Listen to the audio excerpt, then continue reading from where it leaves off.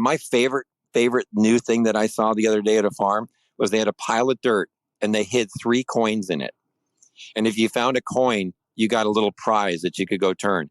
There was a wait at the front gate of 20 parents who were going to have their child go dig into this pile of dirt to find the 3 coins that they could go get a little prize for. Where can you do that in the U.S.? Welcome to Winning at Work, the podcast for foodies, founders, and food and beverage professionals.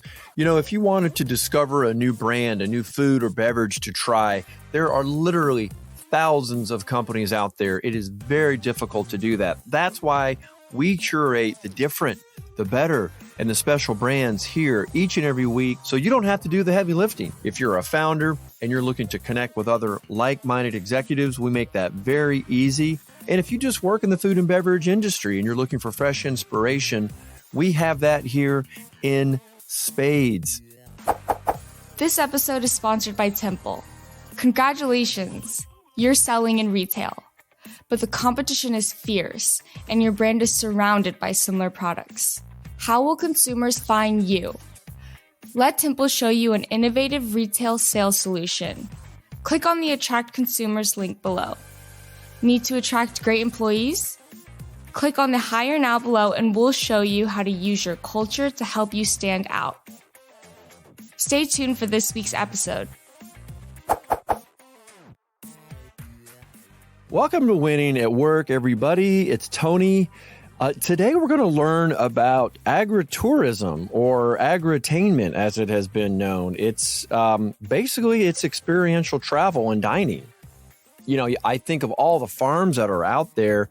Some of them are struggling to compete against the big commercial farms. So what's an interesting farm to do? It's got all the beautiful livestock and scenery. Well, you open up a food and beverage operation, and who better to talk to us about it than Michael Holtzman.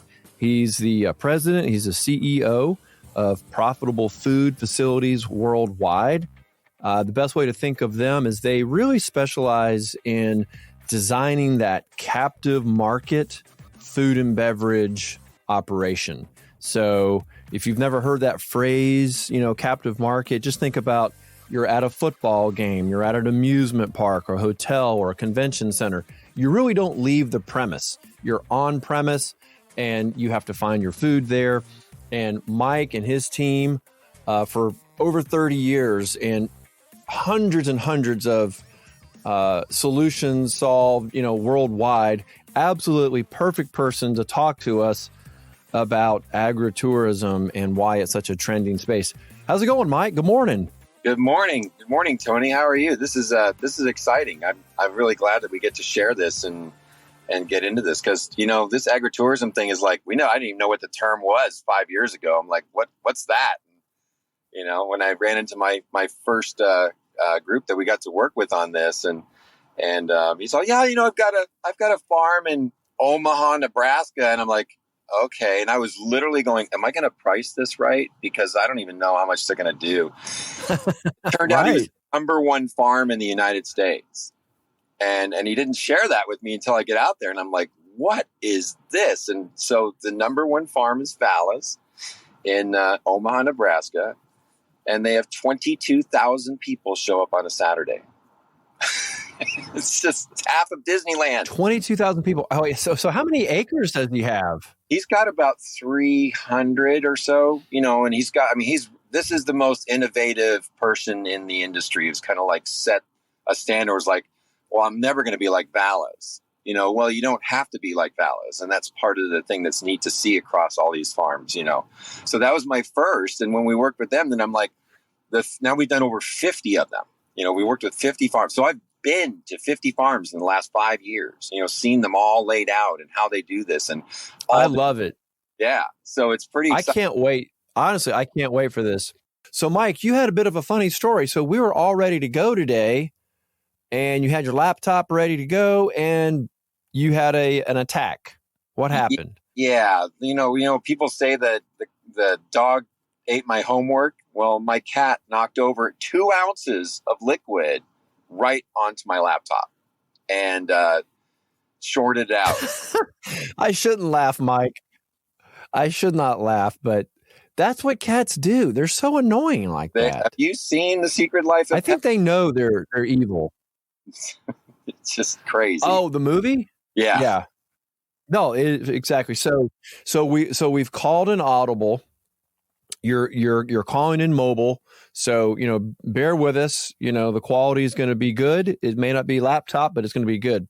So you've been working on 50 farms. So how did you actually get involved from the beginning in agritourism? What was the genesis of this for you, Mike? Well, as you mentioned, the whole captive market piece, and my most favorite description of captive market is when you walk into a movie theater. You walk into a movie theater and you walk up to the concession stand and you're like, I just want some popcorn and a soda. And you look at the price, it's like $8 for the popcorn and it's $7 for the soda. And if you combine them and get a combo meal, it's, instead of $15, it's $14.75. Right. And then you go and sit down and the average consumer finishes their popcorn and soda in 12 minutes into the movie. So, but you just spent $15 and then you go to 7-Eleven, they just raised the price of soda from 99 cents to $1.29. How can they do that? And so to me, a little bit of captive market, there's a lot of things that I learned from that. Number one, you don't have to price things, you can price things a little bit higher, right, than you would. And when you're in a environment of something specialty where it takes a lot of hassle for me to get you a Coke, then I can charge you a little bit more. And the other thing is I'm seasonal. I'm a short period of time. I only have a certain window to earn my revenue. So things have to be really strategically planned for that to maximize your opportunity with that from the financial side of operating and then to the guest experience so that they'll return. So kind of a neat little niche of this. And that's we kind of ran into this, 5 years ago. I spoke at a conference for it and then, got to meet the number one agritourism site, and got to go work with them and just see the challenges of they have 28 food outlets, Tony, 28, so when on the farm? Yes. On this farm, there's 28 different food outlets that they operate, because of the thousands and thousands of people that come to this particular location. And so when you don't have napkins and spoons and forks, and I got to go run those out to you, then I've got 28 outlets that need three things. I'm making 84 runs to go bring product out, on a busy day. So the operations stuff behind and seeing how it goes. And, one of the things that I've learned with this when studying Disney is that Disneyland, he was really disappointed with Walt was really disappointed with how it came out because all the food had to cross the park, right? And what he learned is he went underground at Disney World so that he could hide that, so that you could go underground with it. So you don't see product moving across in Disney World, but you still see it at Disneyland. So, he put his, commissary spot in just a wrong location. And so everything has to be run so far. So for us, it's like planning these things is important, from a food standpoint to be able to execute so that it's seamless. And what you get as an experience, you don't see, crossing your paths, if that makes sense. Yeah. I mean, if you could hide it, it's kind of like hiding the utilities coming into your home. You just don't need to see it. So you've already touched on it. So continue with this. I want to know what are some more of the really unique challenges when you're trying to integrate, a food and beverage experience on a farm. Just walk us through kind of high level. What are the issues? Let me first kind of hit with the biggest issue of all with farming in general. And this is just learning from them themselves. So here I met with a client who has, this gorgeous farm and 120 acres but they're struggling. And they're struggling because when they go produce a lug of tomatoes, right? And a lug of tomatoes, 18 pounds, they wholesale that for $4 a lug. Do you know how many lugs of tomatoes you have to make up for the dollars that you can make to be in a farm? It's just the wholesale cost of things when it gets to retail is up and up, trucking and shipping and, delivering. And then everybody needs to make their money on it. So your $4 a lug turns to $4 a pound by the time you get to the store if it's high-end tomatoes. Well, what they discovered is why don't I just open a store and take my lug of tomatoes and dump it on a center island, and now I can sell my tomatoes for $4 a pound. And if I lose 10 pounds of them, I'm way ahead than selling it for a lug. So this is an outlet for them to actually survive. Without agritourism, many of these farms are going to be forced to close or sell their land out, and we're not going to have any farms left, across the country. And we don't seem to worry about that, but long-term sustainability of this country is going to be based on farming at some level, and unless you want it all done in a greenhouse with it's all weirded light, not natural, which is how a lot of the food's being done. This is their sector of how they survive. For them to do these 6 weeks of agritourism allows them to farm year round. So it's really neat to see that I can be a part of keeping that sustainability model, because the struggle is that I'm a farmer, and what do I know about restaurants besides eating at them? How do I set up an outlet where 500 people come and want lunch all at the same time? How do I feed that? Because if you go to the perfect McDonald's, right, the drive-through takes how long? If they could get a car through in 2 minutes, they're jazzed, right? Well, guess what? That's 30 cars an hour and maybe 100 orders. I've got 500 people at the farm, or 5,000 people at the farm divided between my outlets. How do I move those people quick enough so that you don't go long lines, 45-minute waits, all the things were too hard. We came once, we did it, let's go home. Instead of, wow, what a great day. That food was exceptional. What an experience. Let's come back and bring the family again and again and make it a historical, picture of my kid at 6 with my picture of my kid at 7 with my picture of my kid at 8. And it turns into a generational thing. So it's kind of neat to be seeing it not only just from a food and beverage standpoint, but from a sustainability piece of what farming is all about, So being a part of that is really exciting. Mike, are you finding that you've got farms that want to do the seasonality and farms that want to open up like a retail shop in the front? I'm thinking of a place in Blue Ridge. So many people that are listening, they have if they've ever gone through Georgia, they know about North Georgia. There's a really cute town. It's gotten a little commercial just because so many people love to go to it. It's called Blue Ridge. And just outside of town, there is a huge orchard. It's called Mercier Farms. And Mercier, they do all the you-pick. You can go all different times of the year, and do your strawberries and your apples. But at the front of the property, they've built a retail outlet, basically, where they're serving food. They've got, bakery goods and what they've done is they've started bringing in other local brands too. So, local barbecues and sauces and so on. So they bring a lot of people in. Are you finding that that these farms are wanting to do just the seasonal and then shut it down, or are they also wanting to try to open up that front of the house look too? There's a combination of it, because some of them don't want to necessarily work year round, so there's that aspect to it. There's always the thing about going to the unique produce place, right? That little corner market that I can get things there that I can't get at other places. Like, when they bring in one of the farms we worked with in Indiana was an apple farm designed around cider. And the processing of what it takes to make a gallon of cider is crazy. How you squish the apples and get the pulp right and the flavorings, and then they were literally filling the bottles by hand with 3 people. One person would unscrew the cap. One person would go over and fill the gallon jug. One person would put the cap back on and seal it and stamp it. It was that, old school of what they were doing on the farm to produce thousands of gallons. They would go through 865 gallons a day in season, of their juice, of their cider. It was so specialty. And what we were coaching them on is like, they're selling it for $8 a gallon. And I'm like, you guys are going through all this process, like charge 10. It's okay. That's the education that we get to have, is like the green light of an outside perspective, a little bit of looking at it from a little bit different business angle about, look, you guys, you can lose that crop. And they're like, yeah, we did last year. We lost our whole apple crop because it froze. I'm like, this is a great year, but no consumer's going to go, oh, that apple cider's $10 instead of $8. I'm leaving. Like, it's hand pressed. This is awesome. Taste it. You'll never buy any other cider again because it's nothing like theirs. It's that good. So back to your question about opening a store, they're opening a store. And in fact, what they have to do is make the store bigger, because when it comes to the fall and 70% of the people come in that 6 weeks, The other 30% come in the other, 46 weeks. And so they have to build that business. And that takes a longer period of time to make that where you're going to change your habit of shopping once they're a week there instead of going to, Walmart or some other place to get your groceries. So it takes a little longer to build those. But yeah, we're seeing farms doing that. We're seeing farms getting into mixing their own ciders, making their own hard cider as well. So there's lots of different outlets that they're looking into with this.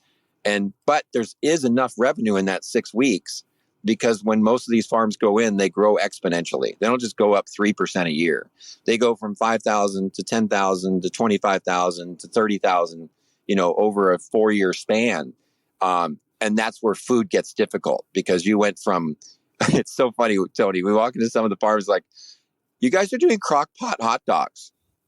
Like, yeah, we just put it in this crock pot and heat them up. And I'm like, okay, that's going to work until you get to this magic number of more people. We need to reset your operations, so we get to educate on how you build a commissary, and commissary is central district to distribute the products to these different outlets. What outlet should you have first? What's the next outlet you should have? We've designed an outlet, Tony, that can do 9,000 an hour. 9,000 an hour with fresh product, right? It's a fresh grill concept. And so we've introduced this to a lot of farms, and once they get it, because there's nothing that you see out there, there's no chain doing it that way. No one's doing what we do and what we educate on. But it's not difficult once once you get the McDonald's manual on anything, it's easy. But teaching people how to do that. Yeah, then you can replicate it. Exactly. That they can be successful with it. That's the other thing. You don't need a rocket scientist to run this, right? You just need the plan.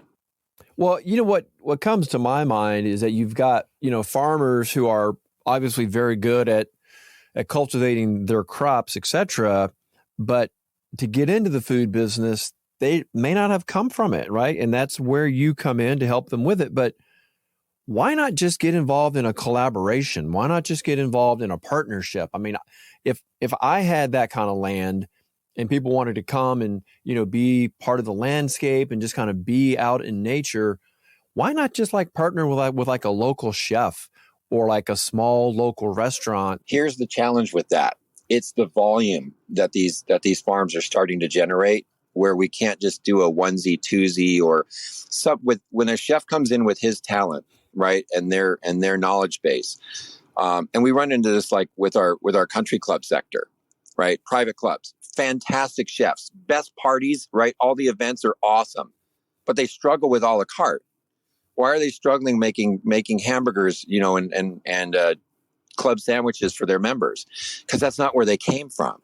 Their background was hotel and that aspect of it. So they never got to work at TGI Fridays. In fact, I'm insulting them when I say that. Did you ever work at a chain? They're like, God, no, I've never do that as a chef. Well, that's why they don't do well with a la carte. So in farm, the struggle is your numbers. We are literally talking about, we got to manage an agritourism farm for 2 seasons. So what I did when we kind of slowed down during COVID is we approached some farms and said, can we manage this for you? And what it allowed us to do is try our concepts and see how they work, right? How does the pizza concept work? How does the grill concept work? How do we do these? And got to live it. So then we're not just talking about it. We actually went through it of what it was like to have a Columbus Day weekend and 151,000 in revenue, 72,000 in one day in 6 hours, right? That's the equivalent of 2 weeks of Chili's. And we're doing that in a day. So it's learning that a chef doesn't come in with that knowledge. Now I can teach him it, right? It's not hard once you understand it, but you got to learn that. And so that's why when they bring in food trucks, we recommend many times to take the food trucks out back to how many orders can you process per hour? Let's say again, 30 an hour, and you're a food truck. And I got 300 people on my farm that are hungry for lunch right now. It's going to take me 10 hours to feed them. I need a different concept, right, than that. I'm so glad you said that, Mike, because I was just thinking, why not just bring in food trucks? But it's a volume problem. So the trick then for you and for the farm is to figure out, okay, what concepts can we put on the farm and use our farm products, right? Because why would I go to a farm and get a pizza if it's not, dairy from the farm, if it's not fresh tomatoes from the farm? Am I right? Yeah, you're trying to tie that in. Absolutely. still get the, the results of, if you do apples, maybe you're putting an apple butter, in some of the products. Or the best one, of course, is cider and making them into slushies. I mean, you literally can take the gallon of cider, pour it into a slushie machine with the right machines, and have a fresh, phenomenal product. And then, from the financial sense of, okay, I take a gallon of cider that cost me $4. I pour that into a slushie machine, and I'm selling 12-ounce slushies for $5.95. I'm now making $70 a gallon, right? So that type of education for them, they're like, oh, okay. And cider slushy is healthy, right? It's popular. It's something that people want to have on a farm. It's kind of like hard cider, same idea. We get this, like, people say, Mike, I'm a guy and I don't like cider. I go, Tony, would you walk into a bar and order a cider? Would that be the first thing you would order? Probably not, right? But if I go, the answer is no. The answer is no. But Tony, you have a choice today. You can have a hard cider or you can have nothing. Choose. So for today, Tony, you might have a cider. Hard cider it is. Hard cider it is, right? And that's the other secret to captive markets. You don't have to have 17 brands of beer on a farm. You need 1 or 2 max, right? That's all you serve, because I have 500 people. I've got to move them through my line. I can't sit there and say, what beer should I get today? No, that's not good. That doesn't help me when I'm trying to take care of all these guests. So it's kind of a fine line between, execution when you get busy, keeping up with the quality. And that's the big thing that we educate around, Tony, is that, where food is going today. And we could do a whole nother podcast on that. What's going on with chicken, what's going on with beef, what's going on with a lot of things that are, are frankly scary. That's going on with our food. Oh, Mike, we'll absolutely have you back, because there's much more for us to talk about. And with you just being on your cell phone, your reception has been decent. It's not coming through great. So I think we are definitely wetting the whistles of everyone to, kind of dive into this topic definitely more. And I think you've got to have, the challenge, obviously, just with all the licensing and regulations, you have to deal with all that. So, yeah, I think I'd want to outsource it from myself, if I'm a farmer. Well, and here's the thing on the other side, though. So when we came in to manage that farm, they were doing $3 per cap. So for $3 for every person that came in, say they had 5,000 people that day, they would average $3, so they would have 15,000 in revenue. The season we came in, first season, we took them from $3 to $11. So they went, and they had 50,000 people for the season. So they went from, 200,000 or 300,000 to 600,000 or 700,000. And now that farm is doing over $1 million in revenue in 6 weeks by taking our concepts of fresh quality food served fast, right, and integrating that into their farm. So it's neat to see that we're not just dropping in saying, hey, you're going to make a few more dollars. No, you can make $1 million if you work with us, and making that it's quality product. That's the big thing, is not frozen, but really staying in the fresh world, as farms are in a fresh world. So, Mike, what would it take from a financial investment? And I know it's going to depend. I know it always depends. But for a farm that has never done agritourism and they want to start, what kind of capital? What's the kind of entry point to even get started, you think? We got to do this with a farm actually last month.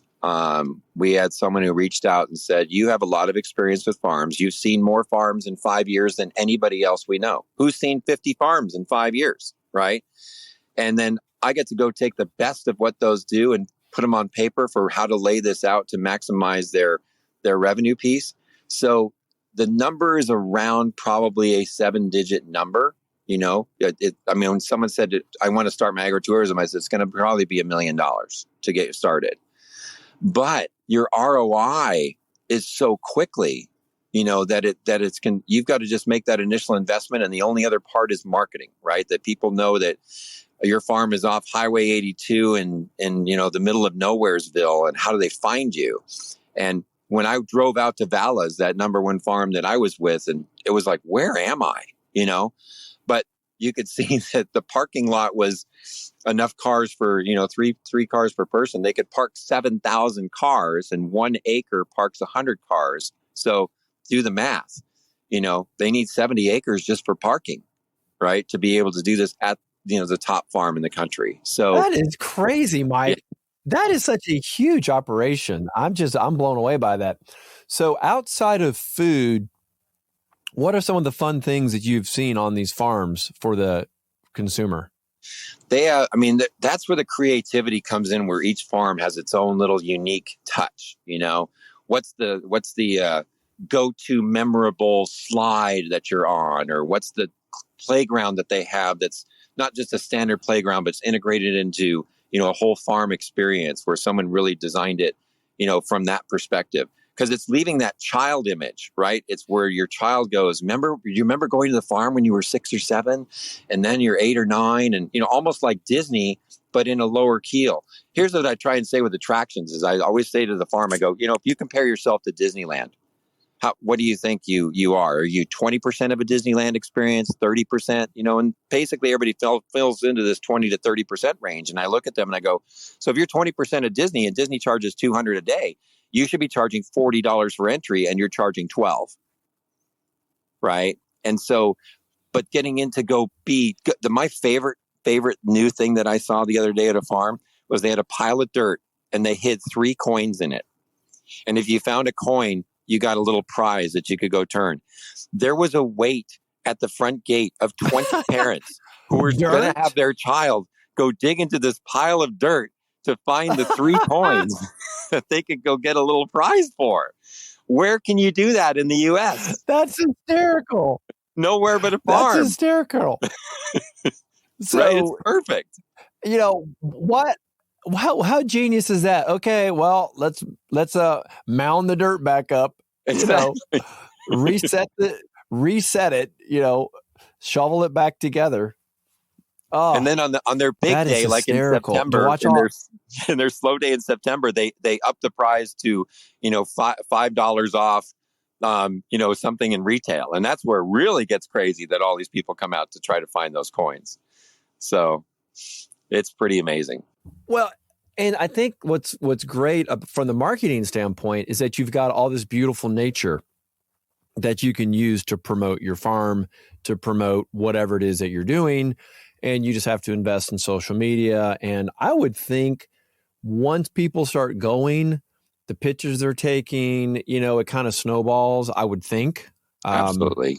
Do y'all help with like marketing strategies, or do these farms kind of figure that out on their own? It's kind of a combination. So agritourism is new. In relative terms, this industry is only about 20 years old, so it's growing in like leaps and bounds, but no one's really sure what to do, because you used to do it as a pumpkin patch. I would grow pumpkins. People would come to my pumpkin place, right? This is my first farm is we went out to a pumpkin patch. They had pumpkins out there. We took our wheelbarrow out with our 5 and our 7-year-old. We grabbed a pumpkin. We weighed it. We paid for it. They had one country store and one food truck, right? That is not what agritourism is now. It's a whole nother ball game with jumping pillows and even haunted, their nighttime haunts and all these things that are being integrated, because there's daytime stuff, right? And then there's the nighttime stuff. And so we're doing the Facebook marketing to the families. But, as my daughter was working with me, she's 22, and she's like, you guys aren't marketing to me. And we spend a lot of money, our generation of 20 some odds, right? So make sure you market to them as well. And that's where the hard cider became an important addition to the farm, to have that. There's a lot of people that go to Disneyland that don't ride on rides that have season passes, because they just walk around and eat at Epcot and have all the food, and they don't care about riding on the rides. It's just being in the experience, just like being at a farm, right? Same idea. So if it's just having that pumpkin experience, is part of it, but pumpkins are now like number 9 in the revenue stream. And what we've been able to show them is food and beverage can be number 2 after attendance. So that's what we've been able to show with the quality of the products and the things they do. It's not just kettle corn anymore, right? There's much more that you can do than just that to get that experiential food as part of your farm experience, so that people do come back. What would you say would be the smallest acreage footprint that you think you could do something successfully? I know that probably depends on a lot of things, but what do you think? There's places that we were driving by. I'm out here in Oklahoma, and we were driving to Branson, Missouri the other day, and we saw pumpkins in the pines, and they probably had 4 acres. And they had all these pumpkins laid out in these pine trees, which was just beautiful, right? A neat place to just walk with your child and pick a pumpkin.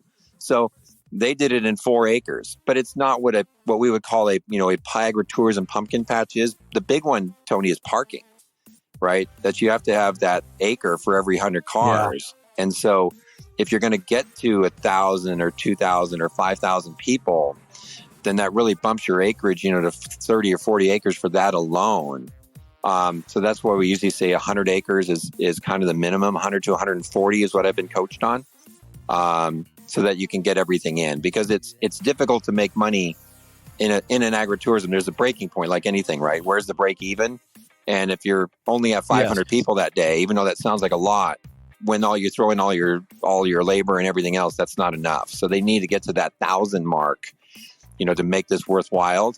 And so that's where that 7-digit, right? Simple 7-digit number, 1 million with 150 acres is kind of where we kind of coach and say that's where I would start with. But the good news is your ROI can be literally within a few years, and we can ROI food concepts seasonally within the first 2 weeks of them being open. That's when we've been able to do with a lot of the food and beverage. For anyone who just might want to, contact you and figure out ways to really kind of streamline their operations in whatever captive market they're in, what's the best way for people to connect with you and your team? Yeah, our website is profitablefood.com. And my personal email is mike@profitablefood.com. But yeah, look, one of the big things that I love is just education, and just taking on something like this where we just get to educate and show people about, to set them up for success. So we always say, reach out and just, let's have a conversation and see what you've got. And if there's a way that we can support you, that's how I built this, concept all my life, is about educating first. And then, hey, if you need a little bit more help with that and take it to the next level, our fees are going to get paid for in a couple of weeks once we show you how to do stuff, So we make people millions, Tony. It's a lot of fun.